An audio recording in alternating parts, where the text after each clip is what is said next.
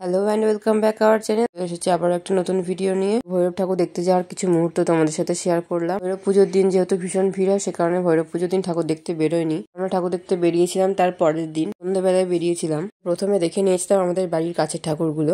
গিয়েছিলাম সোনারপুরটি আর ভৈরবতলার ওদিকে। প্রথম ঠাকুরটা দেখার সময় তো মাদের সাথে দেখা হয়েছিল, আর একটু গিয়েছিল কাজে। তারপর ওখানে একটা ঠাকুর একসাথে দেখার পর আবার আমরা বেরিয়ে গিয়েছিলাম। বাড়ির কাছের ঠাকুরগুলো দেখার পর চলে গিয়েছিলাম নিমতলায় নিম বাবাকে দেখতে। কিছুটা সময় তো ওখানেই ছিলাম। ওখানে খানিকক্ষণ দাঁড়িয়ে ভালোভাবে ঠাকুর দেখে নিলাম। ওখানে সেরকম খুব একটা ভিড় ছিল না। এদিন যেহেতু কুপন কেটে প্রসাদ খাওয়া ছিল, সে কারণে লাইনটাও কম ছিল। তারপর ওখান থেকে বেরিয়ে ভৈরবতলা যাওয়ার পর দেখা হয়ে গেছিল বাবার সাথে। বাবা দাঁড়িয়েছিল, বোনের ছুটি হবে সে কারণে। মানে বাবাকে দেখে তো আমরা দাঁড়িয়েছিলাম, আর পুচন্তর দাদানকে দেখে কিছুতেই আর যাবে না। তারপর ওর মাসির ছুটি হওয়ার পর আবার কিছুক্ষণ দাঁড়িয়ে চলে এলাম ভৈরবতলায়। আর পুজোর দিন যেহেতু প্রচন্ড ভিড় হয়, সে কারণে সেদিন আসিনি। আমরা তো গিয়েছিলাম পরের দিন, কিন্তু সেদিনও প্রচন্ড ভিড় ছিল। পুচনকে তো একটু বাবার পায়ে মাথাটা ঠেকানোর জন্য বলেছিলাম, তো পুচন ভীষণ কান্নাকাটি করছিল অন্যজনের কোলে চেপে। বেরিয়ে আসার সময় আর কাঁদেনি, আগেই যা কাঁদছিল। ঠাকুর তো প্রত্যেকবারই দেখতে আসি, কিন্তু একটু দেরিতেই দেখতে আসি, ভিড়টা যাতে কম হয় সেই জন্য। ভৈরব ঠাকুর দেখে বেরিয়ে আসার সময় খেয়ে নিয়েছিলাম পাঁপড়। বাড়ির জন্য নিয়ে নিয়েছিলাম গরম গরম জিলাপি আর মালপোয়া। প্রত্যেকবারই এই দাদুটার কাছ থেকেই কিনি, ভালো বানাই। ওখানে একটা আমরা টেস্ট করেছিলাম, তারপরে নিয়েছিলাম। পুচান কিনেছিল এই বেলুনটা, তারপর যজ্ঞ হচ্ছিল সেটা দেখছিলাম ভৈরবতলার মাঠে। তারপর তো ওখান থেকে বেরিয়ে গেলাম, আর রাস্তায় যাবার পথে একটা কৈলাস দেখে নিলাম। তারপর চলে গিয়েছিলাম বাজারের ভিতর। বাজারের ভিতর গিয়েছিলাম হনুমান আর কৈলাসটা দেখতে। ওখানে যেহেতু সন্ধ্যা আরতি হচ্ছিল, সে কারণে ঠাকুরের মুখগুলো একদম অস্পষ্ট ছিল। ওখানে কিছুক্ষণ আমরা দাঁড়িয়ে চলে গিয়েছিলাম সোনাপট্টি শিবটা দেখতে। সব ঠাকুর দেখা কমপ্লিট করার পর গিয়েছিলাম মাদের বাড়িতে। ওখানে গিয়ে খেয়ে নিলাম মায়ের হাতের গরম গরম চা। দিনে ঠাকুর দেখার মুহূর্ত তোমাদের সাথে শেয়ার করলাম, কিছু ছবিও তোমাদের সাথে শেয়ার করলাম। ভিডিওটা সম্পূর্ণ দেখো, আর ভিডিওটা ভালো লাগলে লাইক কমেন্ট শেয়ার অবশ্যই করো।